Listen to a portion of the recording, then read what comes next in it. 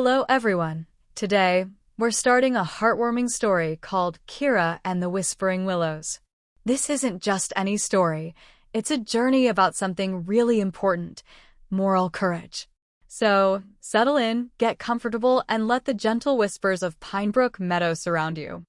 The Pinewoods Peak Valley was a cradle of emerald, a vast, ancient bowl carved by forgotten giants and lined with a million trees. From the highest, jagged peaks where eagles nested, to the gentler slopes that rolled down like velvet green blankets, the entire valley breathed. And at its very heart, snuggled as snugly as a baby bird in a nest, lay Pinebrook Meadow. Pinebrook Meadow wasn't just a collection of cottages. It was a living, breathing hum of gentle life. The air felt soft, carrying a soothing whisper of the pine needles. The towering trees guarded the valley like silent, green sentinels. Each breath you took filled your lungs with the clean, sharp scent of pine resin. The shy perfume of wildflowers dusted the meadows in splashes of purple, yellow, and red. A whispering stream chuckled and gurgled its way through the village like a silver ribbon, its clear waters tumbling over smooth, moss-covered stones. In the mornings, when the sun stretched its first golden fingers over the eastern peaks, the stream glittered like a scattered handful of diamonds. Tiny fish darted in its shallows, and sometimes, if you sat very still, you could spot a family of otters playing a sliding game on its slick banks. The cottages in Pinebrook Meadow weren't grand, but they were cozy, built of sturdy pine logs and topped with roofs of shingle or thick thatch. Smoke curled lazily from stone chimneys, painting faint gray lines against the impossibly blue sky.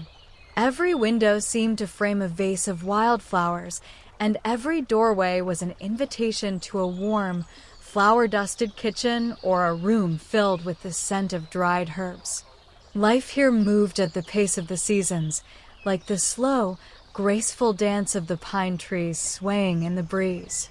Children's laughter often bubbled up from the village green, where games of tag and hide-and-seek unfolded under the watchful gaze of the oldest, gnarled oak.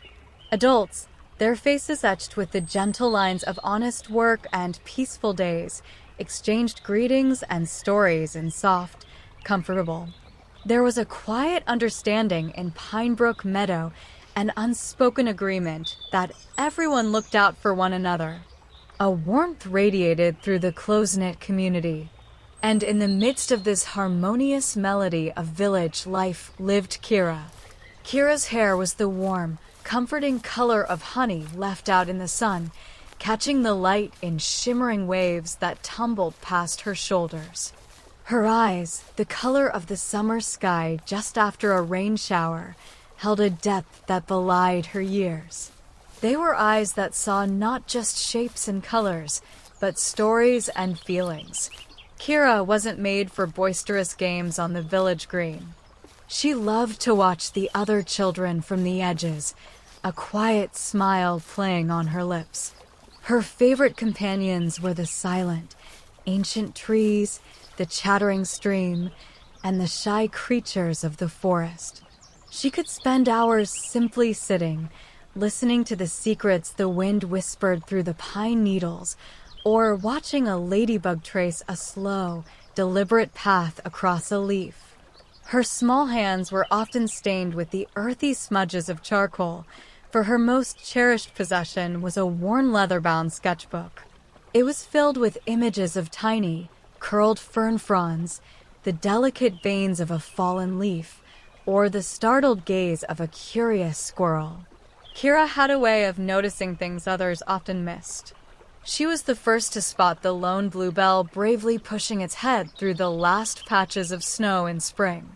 She knew which berries were sweetest and where the juiciest wild strawberries hid.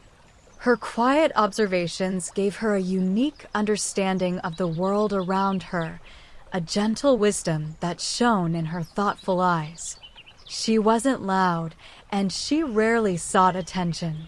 Yet her presence in Pinebrook Meadow was like the quiet hum of a healthy beehive, a steady, essential part of the community's rhythm. If a small bird had fallen from its nest, Kira would carefully place it back. If a younger child tripped and scraped a knee, it was often Kira's gentle hand that offered comfort and a soft word. She didn't announce her kindness, she simply lived it. Her actions spoke louder than any words. This quiet thoughtfulness was simply part of who she was, a place where every living creature deserved kindness and a helping hand. The people of Pinebrook Meadow, though generally good-hearted, sometimes had an unspoken way of doing things. There were traditions, long-held beliefs about how things should be. New ideas, or anything that strayed too far from the familiar path, often met with polite smiles that didn't quite reach the eyes, or a gentle, communal shrug of the shoulders. It wasn't unkindness, but more a quiet resistance to change. This meant that while everyone was generally pleasant, there was a subtle expectation that children would generally fit in. They were expected to follow the lead of the older, more confident ones and not cause too much fuss. Kira, in her quiet way, sensed this unspoken rule. She loved her home, and she loved its people, but sometimes a tiny spark of something different, something bolder, flickered deep within her quiet heart. Chapter 2. Kira's favorite part of any day usually began after the sun had climbed high enough to chase away the last whispers of morning mist. That's when the village, still buzzing with the gentle sounds of breakfast and chores, started to settle into its steady rhythm. While other children gathered on the green for spirited games of tag, Kira would slip away. Her destination was almost always the same, a secret spot by the whispering stream, just a little upstream from where the village bridge crossed. This was Kira's quiet world. Here, the stream chuckled a softer tune. Its waters clear enough to count the individual pebbles on its bed.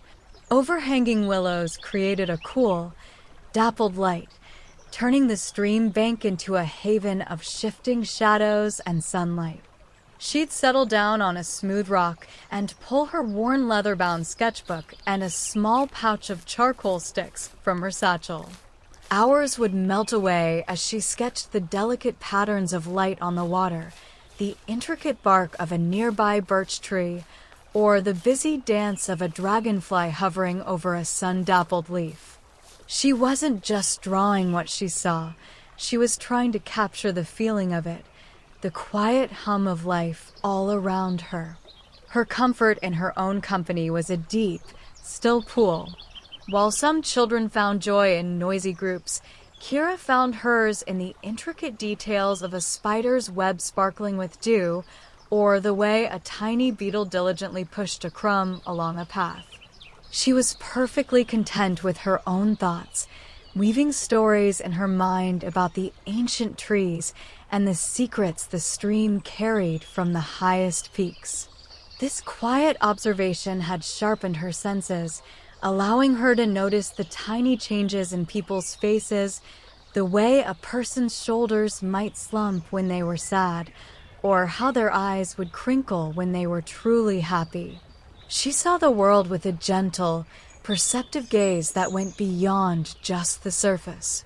One warm afternoon, as Kira was meticulously drawing the swirling patterns in a cluster of moss, a new sound drifted down from the village path, a clumsy shuffling, then a soft, nervous cough. Kira lifted her head, her sketching forgotten for a moment. A small figure, smaller than most children her age, was slowly making his way down the path that led from the main road into Pinebrook Meadow.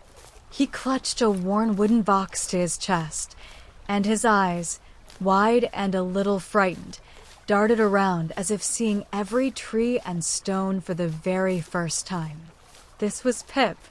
He had hair the color of damp earth and eyes that seemed to hold all the nervousness of a baby deer venturing into a new forest. He moved with a hesitant, almost jerky gait, as if unsure where to place his feet. News had already rippled through the village earlier that week. A new family was moving into the small cottage at the edge of the East Meadow, a family who had traveled a long way from the bustling towns beyond the valley. Pip was their youngest. As Pip shuffled past the edge of the village green, some of the children playing there paused their games. A few pointed, their whispers carrying on the breeze. "Look, it's the new boy," one exclaimed. Others just stared, their expressions a mix of simple curiosity and mild indifference. A group of 3 older boys gathered near the magnificent, gnarled old crooked willow tree that stood sentinel near the whispering stream, watched Pip with a little more interest. At the head of this small group was Flint. Flint wasn't mean, not exactly, but he had a booming laugh that could fill the whole meadow, and a tendency to always be the one deciding the rules of every game. He had a shock of messy brown hair that always seemed to be falling in his eyes and a grin that was usually wide, if a little too confident. With him were Barnaby, tall and lanky, who mostly just followed Flint's lead, and Midge, quick and darting like a tiny sparrow, who echoed Flint's every joke. They watched Pip with a playful glint in their eyes, a little spark of mischief already igniting. Pip, utterly unaware that he was being observed with such interest, continued his slow, cautious journey. He spotted the shimmering water of the whispering stream and, drawn by its inviting sparkle, veered towards its bank, still clutching his wooden box. He knelt by the water's edge, carefully placing his box on the ground, and began to reach into the stream, picking up smooth, colorful river stones, glistening emeralds, polished sapphires, and warm amber-colored pebbles. He arranged them carefully on the bank, a tiny, vibrant mosaic of quiet hope. Kira, from her hidden spot, watched it all unfold. She saw the nervous tremble in Pip's small hands as he picked up each stone. She saw the quiet concentration on his face, the innocent joy in his simple act of collecting. And she saw Flint, Barnaby, and Midge, their heads together, a shared look passing between them, a look that spoke not of curiosity, but of an idea, a mischievous idea, beginning to form. Kira felt a tiny ripple of unease, a faint tremor in her quiet world, knowing that sometimes quiet differences could become targets in the noisy games of others. She wondered if Pip, with his timid demeanor and newness, understood the unspoken rules of Pinebrook Meadow, where fitting in often meant not standing out.